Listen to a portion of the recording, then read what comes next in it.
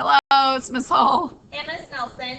And today we are starting your 3-4 units. And the first thing we are going to do in this unit is learn about constant rate of change with tables. Okay.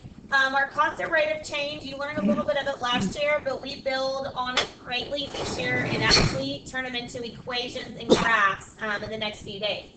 So let's look at example 1. It says, what is the pattern for the following table? When you're looking at a pattern for a table, you want to do the x's and the y's separately. I'm not looking for a relationship necessarily between the two numbers that are side by side. I'm looking between the relationship of all my x's and all my y's. So to do that, I look for the change. To find the change, we would subtract. So 1 minus 0 is a change of, I would subtract, it would be a change of 1. So if I go the opposite way, 0 to 1 is a positive change of 1. 1 to 2 is also a plus 1. And 2 to 3 is also a plus 1.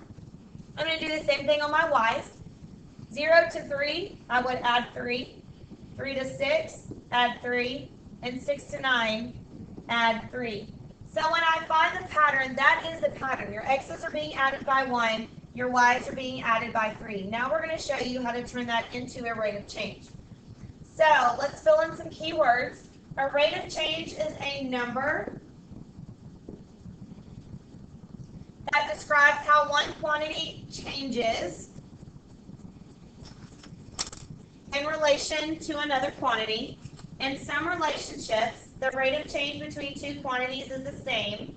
These relationships have a constant rate of change, okay? Meaning that up here, this is a constant rate of change because it's all ones and it's all threes. That may not always happen, okay? So you need to make sure you look for that.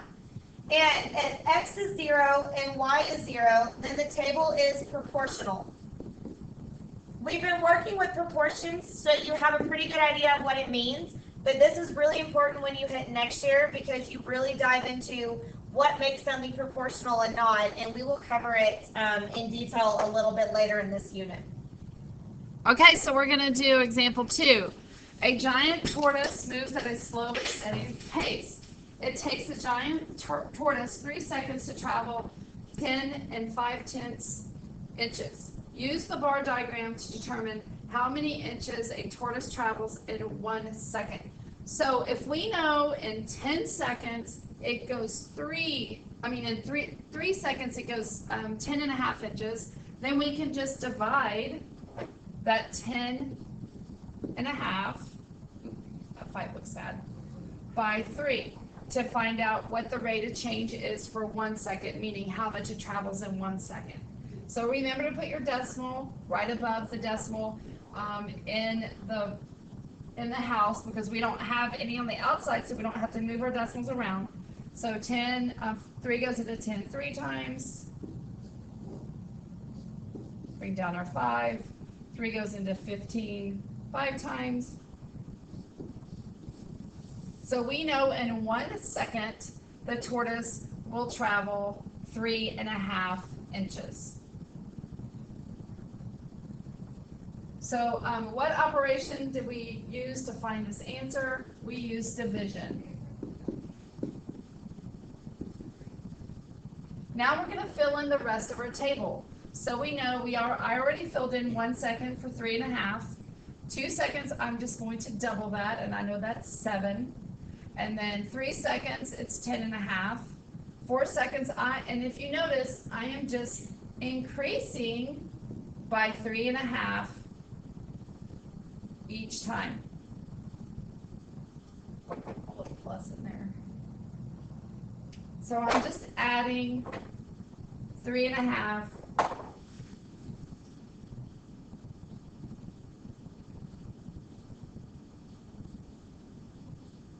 So I'm going to go down here and do 10.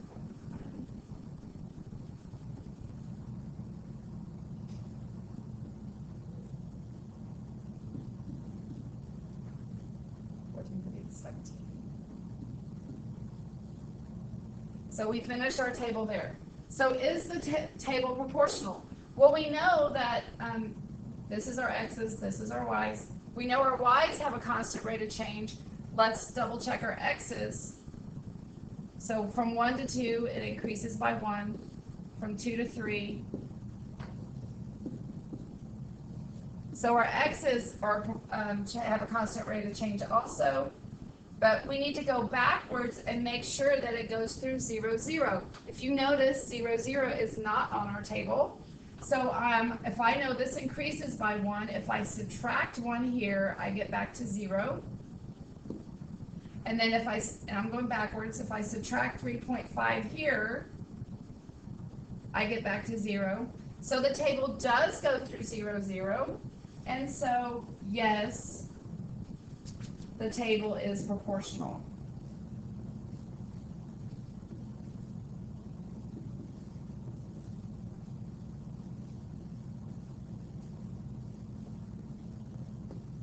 Okay, so I'm going to erase this problem here. So constant rate of change over here. Oh, great.